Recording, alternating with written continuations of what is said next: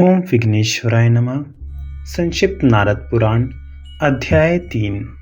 सृष्टि क्रम का संक्षिप्त वर्णन। द्वीप, समुद्र और भारतवर्ष का वर्णन। भारत में सत्कर्मानुष्ठान की महत्ता तथा भगवत दर्पण पूर्वक कर्म करने की आज्ञा। नारद जी ने पूछा, सनक जी, आदिदेव भगवान विष्णु ने पूर्व काल में ब्रह्मा आदि की किस प्रकार सृष्टि की? यह सब बात आप मुझे बताइए, क्योंकि आप सर्वज्ञ हैं। श्री सनक जी ने कहा, देव ऋषि, भगवान नारायण अविनाशी, अनंत, सर्वव्यापी तथा निरंजन है। उन्होंने इस संपूर्ण चराचर जगत को व्याप्त कर रखा है। स्वयं प्रकाश जगन में महाविष्णु ने आदि सृष्टि के समय भिन्न भिन्न गुणों का आश्रय लेकर अपनी 3 मूर्तियों को प्रकट किया। पहले भगवान ने अपने दाहिने अंग से जगत की सृष्टि के लिए प्रजापति ब्रह्मा को प्रकट किया। फिर अपने मध्य अंग से जगत का संहार करने वाले रुद्र नामधारी शिव को उत्पन्न किया। साथ ही इस जगत का पालन करने के लिए उन्होंने अपने बाएं अंग से अविनाशी भगवान अभिव्यक्त किया। जरा मृत्यु से रहित उन आदिदेव परमात्मा को कुछ लोग शिव नाम से पुकारते हैं, कोई सदा सत्यरूप विष्णु कहते हैं और कुछ लोग उन्हें ब्रह्मा बताते हैं। भगवान विष्णु की जो पराशक्ति है वही जगत रूपी कार्य का संपादन करने वाली है। भाव और अभाव दोनों उसी के स्वरूप हैं। वही भाव रूप से विद्या और अभाव रूप से अविद्या कहलाती है। जिस समय यह संसार महाविष्णु से भिन्न प्रतीत होता है, उस समय अविद्या सिद्ध होती है, वहीं दुख का कारण होती है। नारद जी, जब तुम्हारी ज्ञाता, ज्ञान, ज्ञेय रूप की उपाधि नष्ट हो जाएगी और सब रूपों में एकमात्र भगवान महाविष्णु ही हैं, ऐसी भावना बुद्धि में होने लगेगी, उस समय विद्या का प्रकाश होगा। वह अभेद बुद्धि ही विद्या कहलाती है। इस प्रकार महाविष्णु की माया शक्ति उनसे भिन्न प्रतीत होने पर जन्म मृत्यु रूप संसार बंधन को देने वाली होती है, और वही यदि अभेद बुद्धि से देखी जाए तो संसार बंधन का नाश करने वाली बन जाती है। यह संपूर्ण चराचर जगत भगवान विष्णु की शक्ति से उत्पन्न हुआ है। इसलिए जंगम जो चेष्टा करता है और स्थावर जो चेष्टा नहीं करता, वह संपूर्ण विश्व भिन्न भिन्न प्रतीत होता है। जैसे घट, मठ आदि भिन्न भिन्न उपाधियों के कारण आकाश भिन्न भिन्न रूप में प्रतीत होता है, उसी प्रकार यह संपूर्ण जगत अविद्या रूप उपाधि के योग से भिन्न भिन्न प्रतीत होता है। मुने, जैसे भगवान विष्णु संपूर्ण जगत में व्यापक हैं, उसी प्रकार उनकी शक्ति भी व्यापक है। जैसे अंगार में रहने वाली दाह शक्ति अपने आश्रय में व्याप्त होकर स्थित रहती है, कुछ लोग भगवान की उस शक्ति को लक्ष्मी कहते हैं तथा कुछ लोग उसे उमा और भारती, सरस्वती आदि नाम देते हैं। भगवान विष्णु की वह पराशक्ति जगत की सृष्टि आदि करने वाली है।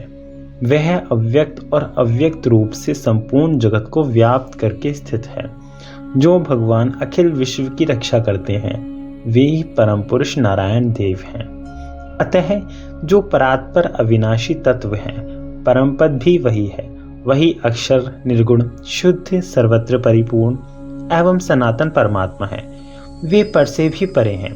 परमानंद स्वरूप परमात्मा सब प्रकार की उपाधियों से रहित हैं। एकमात्र ज्ञान योग के द्वारा उनके तत्व का बोध होता है। वे सबसे परे हैं। सत्य, चित्त और आनंद ही उनका स्वरूप है। वे स्वयं प्रकाश में परमात्मा नित्य शुद्ध स्वरूप हैं, तथापि तत्व आदि गुणों के भेद से 3 स्वरूप धारण करते हैं। उनके ये तीनों स्वरूप जगत की सृष्टि, पालन और संहार के कारण होते हैं। मुने, जिस स्वरूप से भगवान इस जगत की सृष्टि करते हैं, उसी का नाम ये ब्रह्मा जी जिनके नाभि कमल से उत्पन्न हुए हैं, वे ही आनंद स्वरूप परमात्मा विष्णु इस जगत का पालन करते हैं। उनसे बढ़कर दूसरा कोई नहीं है। वे संपूर्ण जगत के अंतर्यामी आत्मा है। समस्त संसार में वे ही व्याप्त हो रहे हैं। वे सबके साक्षी तथा निरंजन हैं। वे ही भिन्न और अभिन्न रूप में स्थित परमेश्वर हैं। उन्हीं की शक्ति महामाया है। जो जगत की सत्ता का विश्वास धारण कराती है। विश्व की उत्पत्ति का आदि कारण होने से विद्वान पुरुष उसे प्रकृति कहते हैं। आदि सृष्टि के समय लोक रचना के लिए उद्यत हुए भगवान महाविष्णु के प्रकृति, पुरुष और काल, ये तीन रूप प्रकट होते हैं। शुद्ध अंतकरण वाले ब्रह्म रूप से जिसका साक्षात्कार करते हैं, जो विशुद्ध परम धाम कहलाता है, वही विष्णु का परम पद है। इसी प्रकार विशुद्ध अक्षर अनंत परमेश्वर ही काल रूप में स्थित हैं। वे ही सत्व, रज, तम रूप तीनों गुणों में विराज रहे हैं तथा गुणों के आधार भी वे ही हैं। वे सर्वव्यापी परमात्मा ही इस जगत के आदि सृष्टा हैं। जगत गुरु पुरुषोत्तम के समीप स्थित हुई प्रकृति जब शोभ चंचलता को प्राप्त हुई तो उससे महतत्व का प्रादुर्भाव हुआ, जिससे समष्टि बुद्धि भी कहते हैं। फिर उस महतत्व से अहंकार उत्पन्न हुआ। अहंकार से सूक्ष्म तन्मात्राएं और एकादश इंद्रियां प्रकट हुई। तत्पश्चात तन्मात्राओं से पंच महाभूत प्रकट हुए, जो इस स्थूल जगत के कारण हैं। नारद जी, उन भूतों के नाम हैं आकाश, वायु, अग्नि, जल और पृथ्वी। ये क्रमशः एक एक के कारण होते हैं। तदंतर संसार की सृष्टि करने वाले भगवान ब्रह्मा जी ने तामस सर्ग की रचना की। तिर्यक योनि वाले पशु, पक्षी तथा मृग आदि जंतुओं को उत्पन्न किया। उस सर्ग को पुरुषार्थ का साधक न मानकर ब्रह्मा जी ने अपने सनातन स्वरूप से देवताओं को सात्विक सर्ग को उत्पन्न किया। तत्पश्चात उन्होंने मनुष्यों की राजस सर्ग की सृष्टि की। इसके बाद दक्ष आदि पुत्रों को जन्म दिया, जो सृष्टि के कार्य में तत्पर हुए। ब्रह्मा जी के इन पुत्रों से देवताओं, असुरों तथा मनुष्यों सहित यह संपूर्ण जगत भरा हुआ है। भूलोक, भुवरलोक, स्वरलोक, महरलोक, जनलोक, तपलोक तथा सत्यलोक, ये 7 लोक क्रमशः एक के ऊपर एक स्थित हैं। विप्रवर, अतल, वितल, सुतल, तलातल, महातल, रसातल तथा पाताल, ये 7 पाताल क्रमशः एक के नीचे एक स्थित हैं। इन सब लोकों में रहने वाले लोकपालों को भी ब्रह्मा जी ने उत्पन्न किया। भिन्न भिन्न देशों के कुल, पर्वतों और नदियों की भी सृष्टि की तथा वहां के निवासियों के लिए जीविका आदि सब आवश्यक वस्तुओं की भी यथायोग्य व्यवस्था की। इस पृथ्वी के मध्य भाग में मेरु पर्वत है, जो समस्त देवताओं का निवास स्थान है। जहां पृथ्वी की अंतिम सीमा है, वहां लोकालोक पर्वत की स्थिति है। मेरु तथा लोकालोक पर्वत के बीच में 7 समुद्र और 7 द्वीप हैं। विप्रवर, प्रत्येक द्वीप में 7 मुख्य पर्वत तथा निरंतर जल प्रवाहित करने वाली अनेक विख्यात नदियां भी हैं। वहां के निवासी मनुष्य देवताओं के समान तेजस्वी होते हैं। जम्बू, प्लक्ष, शालमली, कुश, क्रौंच, शाक तथा पुष्कर, ये 7 द्वीपों के नाम हैं। वे सब की सब देवभूमियां हैं। ये 7 द्वीप 7 समुद्रों से घिरे हुए हैं। शारोद, इक्षुरसोद, सुरोद, घृत, दधि, दुग्ध तथा स्वादु जल से भरे हुए वे समुद्र उन्हीं नामों से प्रसिद्ध है।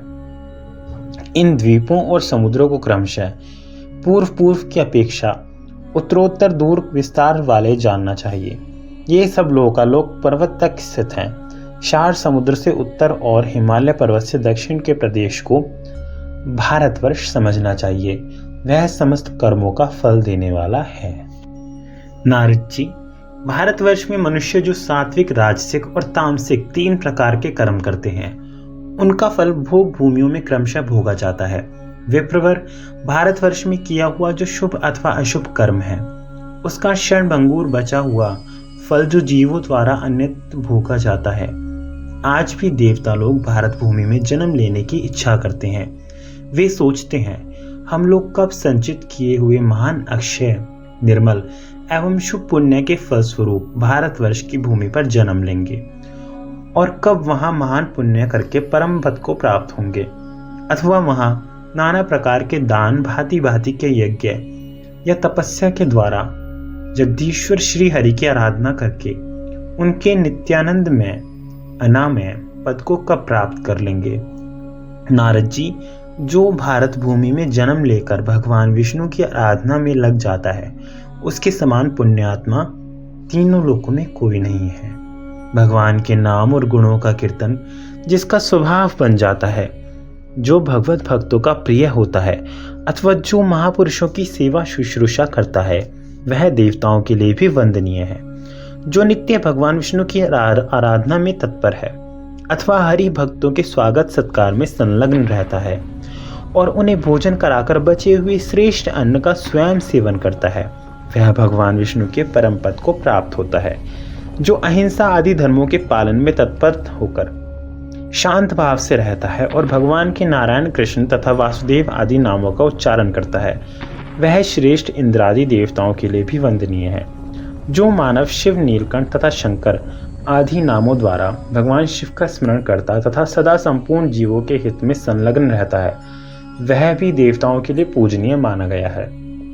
जो गुरु का भक्त, शिव का ध्यान करने वाला, अपने आश्रम धर्म के पालन में तत्पर, दूसरों के दोष न देखने वाला, पवित्र और कार्यकुशल है, वह भी देवेश्वरों द्वारा पूज्य होता है। जो ब्राह्मणों का हित साधन करता है, वर्ण धर्म और आश्रम धर्म में श्रद्धा रखता है तथा सदा वेदों के स्वाध्याय में तत्पर होता है, उसे पंक्ति पावन मानना चाहिए।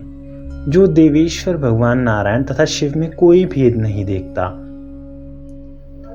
वह ब्रह्मा जी के लिए भी सदा वंदनीय है। फिर हम लोगों की तो बात ही क्या है।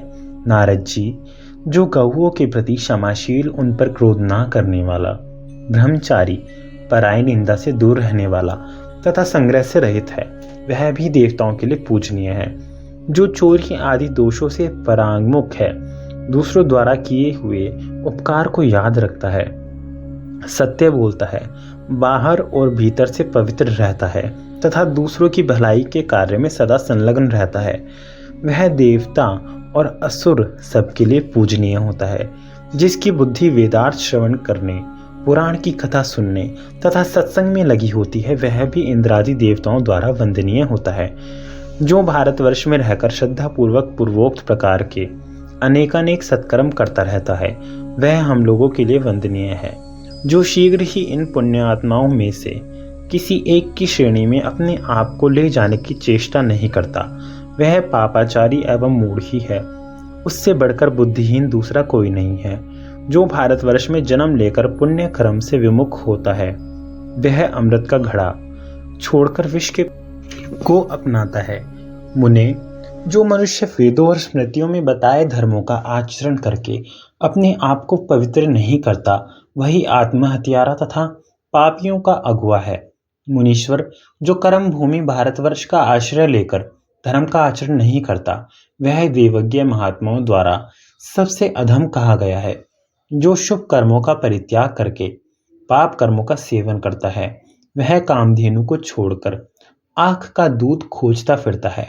विप्रवर, इस प्रकार ब्रह्मा आदि देवता भी अपने भोगों के नाश से भयभीत होकर भारतवर्ष के भूभाग की प्रशंसा किया करते हैं। अतः भारतवर्ष को सबसे अधिक पवित्र तथा उत्तम समझना चाहिए। यह देवताओं के लिए भी दुर्लभ तथा सब कर्मों का फल देने वाला है। जो इस पुण्य में भूखंड में सत्कर्म करने के लिए उद्यत होता है, उसके समान भाग्यशाली तीनों लोकों में दूसरा कोई नहीं है। जो इस भारतवर्ष में जन्म लेकर अपने कर्म बंधन को काट डालने की चेष्टा करता है, वह नर रूप में छिपा हुआ साक्षात नारायण है। जो परलोक में उत्तम फल प्राप्त करने की इच्छा रखता है, उसे आलस्य छोड़कर सत्कर्मों का अनुष्ठान करना चाहिए। उन कर्मों को भक्तिपूर्वक भगवान विष्णु को समर्पित कर देने पर उनका फल अक्षय माना गया है। यदि कर्म फलों की ओर से मन में वैराग्य हो, तो अपने पुण्य कर्म को भगवान विष्णु में प्रेम होने के लिए उनके चरणों में समर्पित कर दें। ब्रह्मलोक तक के सभी लोग पुण्यक्षय होने पर पुनर्जन्म देने वाले होते हैं, परंतु जो कर्मों का फल नहीं चाहता, वह भगवान विष्णु के परम पद को प्राप्त कर लेता है। भगवान की प्रसन्नता के लिए वेद शास्त्रों द्वारा बताए हुए आश्रम अनुकूल कर्मों का अनुष्ठान करना चाहिए। जिसने कर्म फल की कामना त्याग दी है, वह अविनाशी पद को प्राप्त होता है। मनुष्य निष्काम हो या सकाम, उसे विधि पूर्वक कर्म अवश्य करना चाहिए। जो अपने वर्ण और आश्रम के कर्म छोड़ देता है, वह विद्वान पुरुषों द्वारा पतित कहा जाता है। नारद जी, सदाचार परायण ब्राह्मण अपने ब्रह्म तेज के साथ वृद्धि को प्राप्त होता है। यदि वह भगवान के चरणों में भक्ति रखता है तो उस पर भगवान विष्णु बहुत प्रसन्न होते हैं। समस्त धर्मों के फल भगवान वासुदेव हैं। तपस्या का चरम लक्ष्य भी वासुदेव ही है। वासुदेव के तत्व को समझ लेना ही उत्तम ज्ञान है तथा वासुदेव को प्राप्त कर लेना ही उत्तम गति है। ब्रह्मा जी से लेकर कीट पर्यंत यह संपूर्ण स्थावर जंगम जगत वासुदेव स्वरूप है। उनसे भिन्न कुछ भी नहीं है। वे ही ब्रह्मा और शिव हैं। वे ही देवता, असुर तथा यज्ञ रूप हैं। वे ही यह ब्रह्मांड भी हैं। उनसे भिन्न अपनी पृथक सत्ता रखने वाली दूसरी कोई वस्तु नहीं है। जिनसे पर या अपर कोई वस्तु नहीं है तथा जिनसे अत्यंत लघु और महान भी कोई नहीं है, उन्हीं भगवान विष्णु ने इस विचित्र विश्व को व्याप्त कर रखा है। स्तुति करने योग्य उन देवादिदेव श्रीहरि को सदा प्रणाम करना चाहिए। ओम नमः शिवाय।